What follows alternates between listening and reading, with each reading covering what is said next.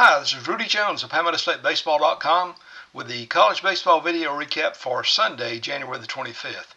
I don't know how it's been where you've been, but it's been sleeting, freezing rain, all kind of stuff today. So we've just stayed in the house. Actually, I stayed in my pajamas all day. But this video recap is not the same as Walmart. I'm going to put on some regular clothes when I speak to you. Anyway, we're not able to go to church today because of the bad weather, so we just stayed in the house all day. Not a whole lot to do on the college baseball front as far as scores. There were only two games played involving state schools, both of them involving Florence-Darlington Tech. The Stingers were supposed to be playing in in Arlington, Texas this weekend in a junior college tournament, but it got postponed or canceled because of the inclement weather. And so Coach Preston McDonald and some other coaches scrambled, and they were able to get some games together down in Fort Myers, Florida. The Stingers played Lakeland College out of Illinois today. They lost the first game by a score of 11-7, won the second game 10-5.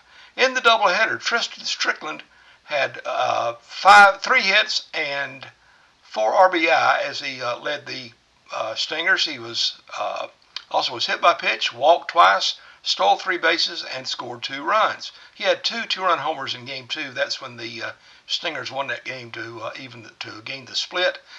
Jackson Cook had a single, 4 walks, and 7 stolen bases in the doubleheader.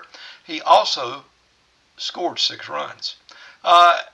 Elsewhere for the Stingers, Gabe Harold had two hits and an RBI in Game 1, and Jake Zahner had a hit, 2 walks, 2 RBIs, and 2 stolen bases in Game 2. The Stingers ranked number 8 in the country in the National Junior College Association preseason poll. Lakeland was number 21. Florence-Darlington Tech completes its trip down to Florida, or at least this week's trip down to Florida, with a game at 1 o'clock at Florida Southwestern. Florida Southwestern is also ranked. They're number 3 in the country, and they beat Lakeland twice on Saturday.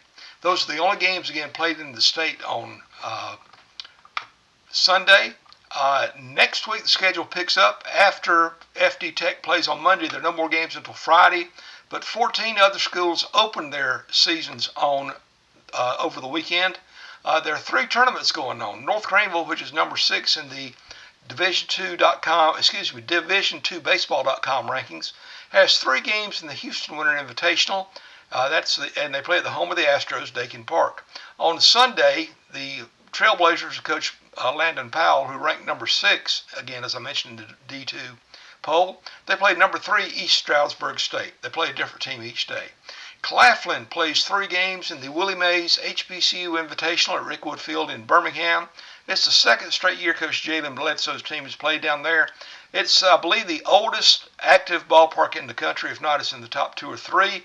Got to see it in 1984, and it was old then. It's 42 years older now, but it's a historic place. A lot of great people played there. And the 3rd tournament, as I mentioned, Florence-Darlington Tech was down in Florida this weekend, and they're going down next weekend too to play in the Visit Panama City Beach Classic. They'll play some ranked teams again down there. 6 of the teams that are playing this coming weekend will have their first games under new head coaches. The Lander Erskine series has a pair of teams with new head coaches. Nick Poppins replaced Jason Burke. I'm sorry, I'm trying to wing this with no notes. Nick Poppins replaced Jason Burke, as I mentioned, as the Lander coach. Mark Crocco left Erskine to become a coach on the Savannah Bananas league, and going to have co-coaches replacing him, Scotty Bateman and Jimmy Prince. Keith Gorman is the new coach at USC Aiken. They'll be playing at home against Mars Hill. Brian Lewis is the new coach at USC Beaufort. They'll be playing at home against Davis Elkins. And Tyler Miller is at home with Spartanburg Methodist as they play Cumberlands. By the way, the Lander Erskine series flips between Due West and Greenwood. You can check the schedule at PalmettoStateBaseball.com. The 6th new head coach playing this coming weekend is USC Sumter's Will Thompson. He was an assistant to Tim Medlin at Sumter for a while.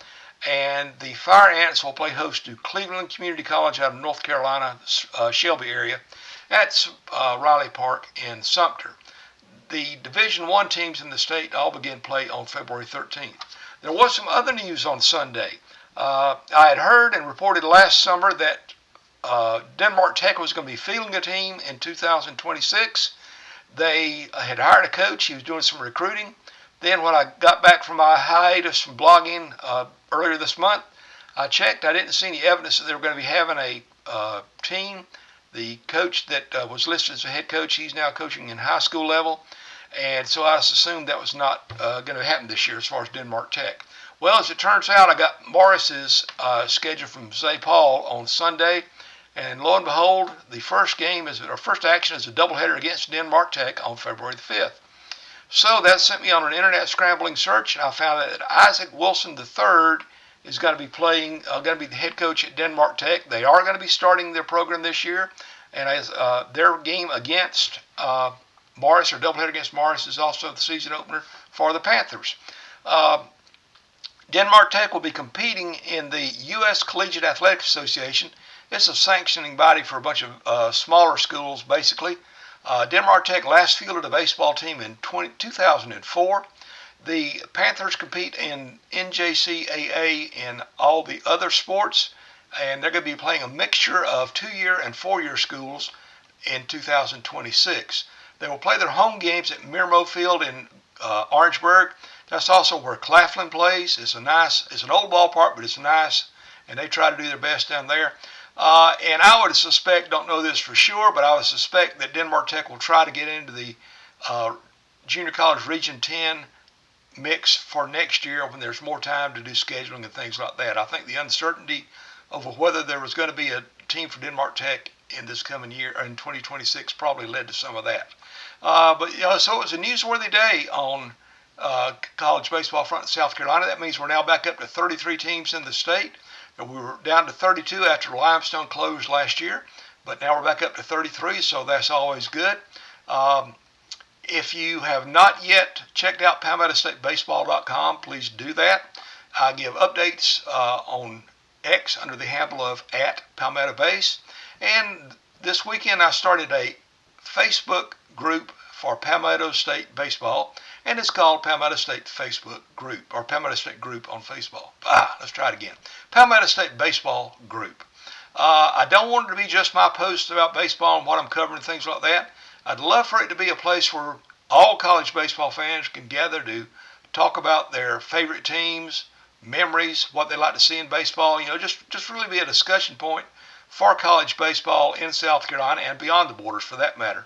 As I administrate it, the only kind of rules I have: please, no profanity, no politics, and no personal attacks. Let's just be good fans and treat each other like we'd want to be treated as well.